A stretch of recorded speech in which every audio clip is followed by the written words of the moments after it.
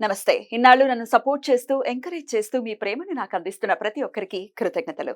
అలాగే ఈ వీడియో కూడా ఖచ్చితంగా మీకు ఉపయోగపడుతుంది. లైక్, షేర్ అండ్ సబ్స్క్రైబ్ చేసి మీ సపోర్ట్‌ని నాకు అందించండి. అలాగే ఈ వీడియో పట్ల మీకున్న అభిప్రాయాన్ని కామెంట్ సెక్షన్‌లో కామెంట్ చేసి తెలియజేయండి. ఇప్పుడు వీడియోని చూద్దాం. జ్యోతిష్య శాస్త్రం ఒక అద్భుతం. వేదాంగమైన జ్యోతిష్య శాస్త్రం అనేటువంటిది మానవ జీవన గమనానికి ఒక వరం. జ్యోతిష్య శాస్త్రం నీ జీవితంలో వెలుగునింపే ఒక భాష. ఆ భాష నీకు అర్థమైతే ప్రకృతి నీతో మాట్లాడుతుంది. అస్ట్రాలజీ నేర్చుకోవాలి అనుకునే వారికి అద్భుత అవకాశం. మురళీధర శర్మ గారి అస్ట్రాలజీ క్లాసెస్ అతి త్వరలో మొదలు కాబోతున్నాయి. 100% జాబ్ గ్యారంటీ. వివరాల కొరకు సంప్రదించండి. నమస్తే, వెల్కమ్ టు అవర్ ఛానల్. నేను పద్మిని. ప్రస్తుతంతో పాటు ప్రముఖ ఆధ్యాత్మికవేత్త, ఆస్ట్రోన్యూమరాలజిస్ట్, వేదిక్ వాస్తు స్పెషలిస్ట్, శ్రీ విద్య మరియు హనుమత్ ఉపాసకులు బ్రహ్మశ్రీ డాక్టర్ సిస్లా జయశంకర్ గారు మనతో పాటు ఉన్నారు. మాట్లాడదాం సార్. నమస్తే సార్. సార్, నక్షత్రాల గురించి చెప్తున్నారు. నక్షత్ర తత్వం ఎలా ఉంటుంది అనేది అంటే వాటి పాదాల వారీగా కూడా చెప్తున్నారు. డెఫినెట్ గా పాదాలకి ఇంత వేరియేషన్ ఉంటుందా అనేది ఫర్ ది ఫస్ట్ టైం తెలుసుకోవడం జరుగుతుంది. శతభిషం వరకు మాట్లాడుకున్నాము. ఇక పూర్వభద్ర నక్షత్ర జాతకులు ఎలా ఉంటారు పాదాల వారీగా, అలాగే ఏం చేసుకోవాల్సి ఉంటుంది లైఫ్ లాంగ్? పూర్వభద్ర నక్షత్రానికి బృహస్పతి గారు అధిపతి,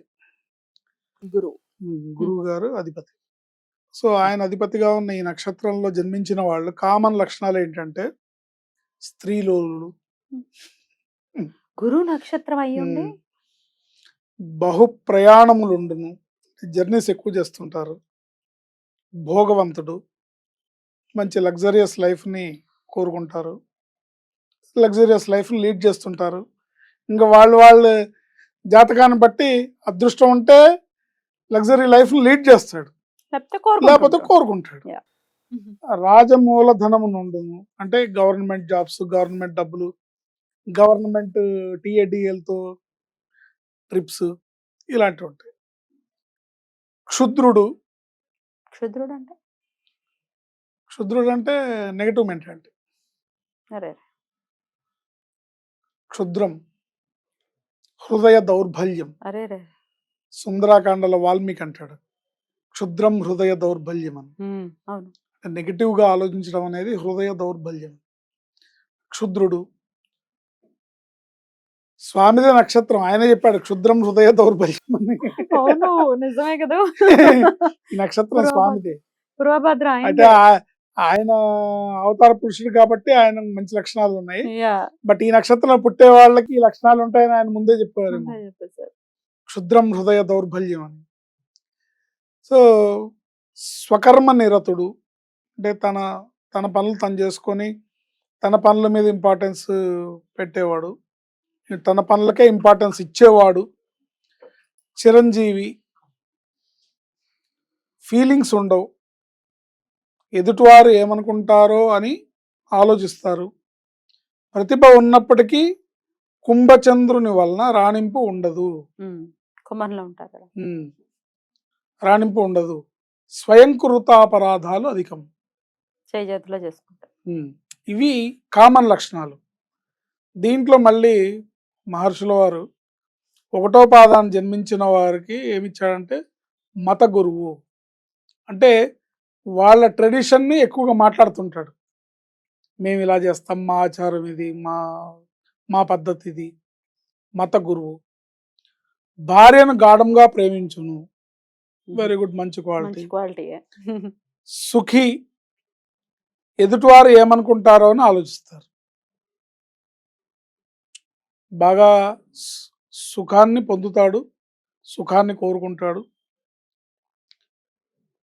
తను చేసే పనులు చూసి ఎదుటివారు ఏమనుకుంటారో అని కూడా ఆలోచిస్తుంటాడు.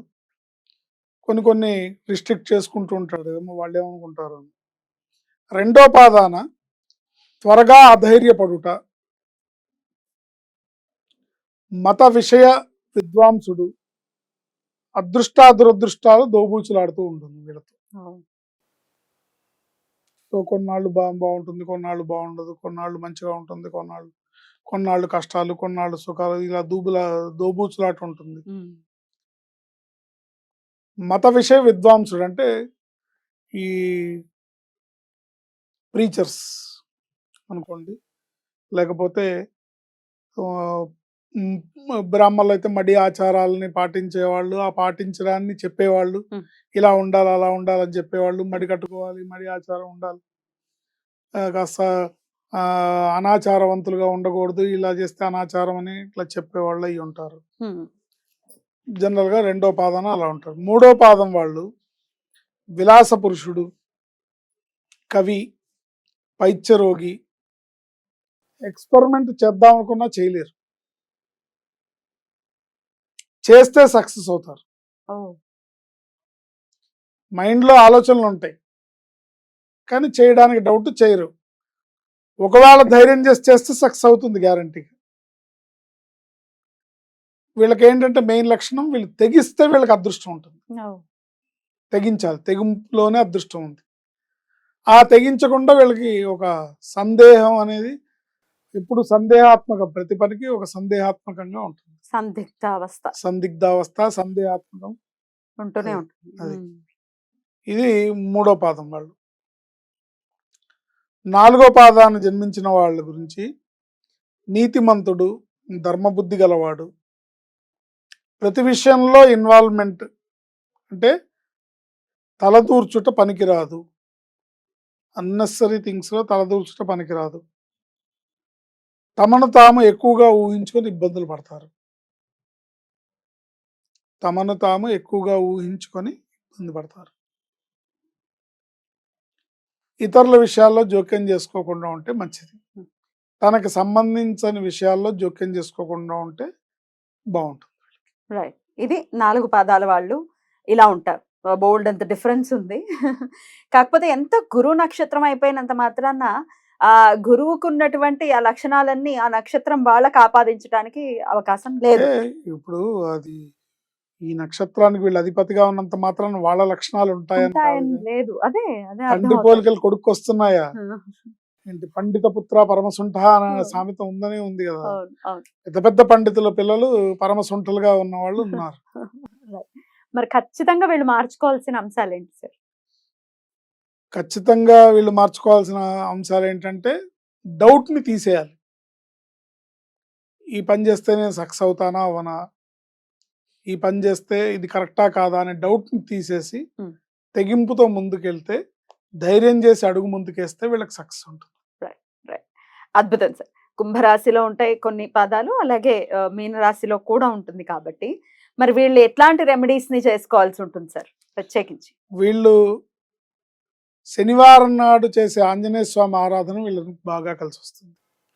శనివారం నాడు ఆంజనేయ స్వామికి చేసే పూజ, లేదా వడమాల, ఆకు పూజ, ఆంజనేయ స్వామికి చేసే సింధూర లేపనం, ప్రదక్షిణాలు, నిరంతరం ఆంజనేయ స్వామి ఆరాధన, ఆయన జపం, మంత్రం, ఆయనతో కనెక్ట్ అయి ఉండడం అనేది వీళ్ళని సరైన దారిలో, సరైన సమయంలో, సరైన ధైర్యాన్ని ఇచ్చి వీళ్ళని ముందు తీసుకెళ్తుంది. ఎందుకంటే ఆంజనేయ స్వామి బుద్ధిర్బలం యశోధైర్యం నిర్భయత్వం అరోగత అజాడ్యం వాక్పటుత్వంచ హనుమత్ స్మరణాత్ భవేత్ అంటారు. బుద్ధి బలాన్ని, యశోధైర్యాన్ని, నిర్భయాన్ని, ఆరోగ్యాన్ని, అజాడ్యం అంటే లేజినెస్ని, స్తబ్దుగా ఉండిపోవటాన్ని, బ్లాక్ అయిపోయి ఉండడాన్ని, నా మైండ్ బ్లాక్ అయింది అంటుంటాడు. కొత్త కొత్త మాటలన్నీ వింటున్నాం.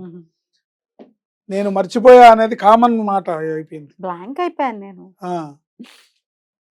వాక్పటుత్వంచ హనుమత్ స్మరణాత్ భవేత్. హనుమంతుడు ఆరాధన ప్రత్యేకించేస్తే మంచిది. Right, beautiful sir. చాలా అద్భుతంగా వివరించారు. ఖచ్చితంగా హనుమంతుడి అనుగ్రహాన్ని పరిపూర్ణంగా వెళ్ళి పొందాలని మనస్ఫూర్తిగా కోరుకుంటూ ఇక నెక్స్ట్ ఎపిసోడ్ లో ఉత్తరాభాద్ర నక్షత్రం గురించి మాట్లాడుకుందాం. Thank you sir. నమస్తే. ఆయుష్మతి భవ.